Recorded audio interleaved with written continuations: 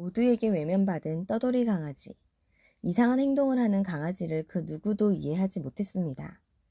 뽀삐와 사랑의 32번째 이야기. 하수구에서 이상한 소리를 듣고 멈춰선 떠돌이 강아지 사연입니다.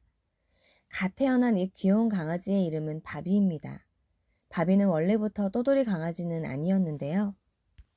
그러나 어찌된 영문인지 안타깝게도 길거리에서 지내며 떠돌이 생활을 시작하게 된 바비.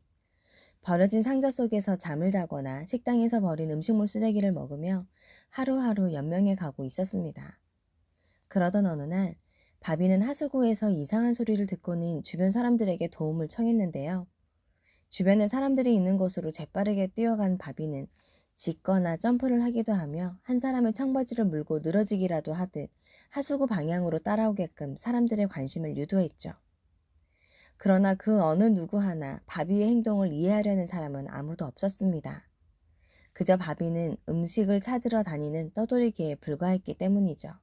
계속되는 바비의 행동에 이들은 동물보호소에 전화를 했고 이 떠돌이개를 데려가라며 신고를 했죠. 신고 전화를 받은 지 얼마 되지 않아 동물보호소의 관계자는 거대한 그물과 쇠 목줄을 가지고 나타났는데요.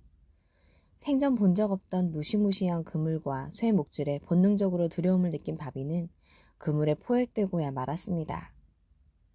그러나 떠돌이 강아지 바비의 이상 행동은 계속되었고 이를 이상하게 여긴 동물보호소 관계자는 포획망을 내려놓고 바비의 행동을 유심히 살펴보기 시작했습니다. 그리곤 따라갔죠. 바비는 골목을 지나 어느 건물 뒤 문제의 하수구 앞에 멈춰서고는 몇 번이나 짖은 후 하수구 옆에 누워 울부짖기 시작했습니다. 그때 현장에 도착한 이들은 나지막한 울음소리를 듣게 되었는데요. 조심스럽게 몸을 구부려 하수구 안을 들여다보았더니 무려 4마리의 새끼 강아지들이 사람들을 불쌍한 눈망울로 쳐다보고 있었습니다.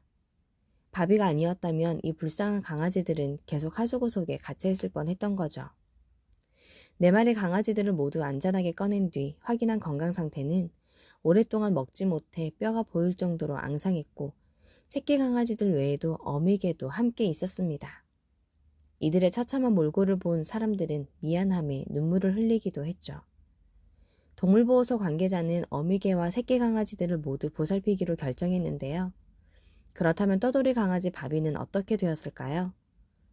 동물보호소 관계자 피터가 바비를 입양하기로 했습니다. 이제 오랫동안 행복하게 함께할 날만 남았는데요. 바비는 더 이상 귀찮은 떠돌이 개가 아닌 영웅이 되었답니다.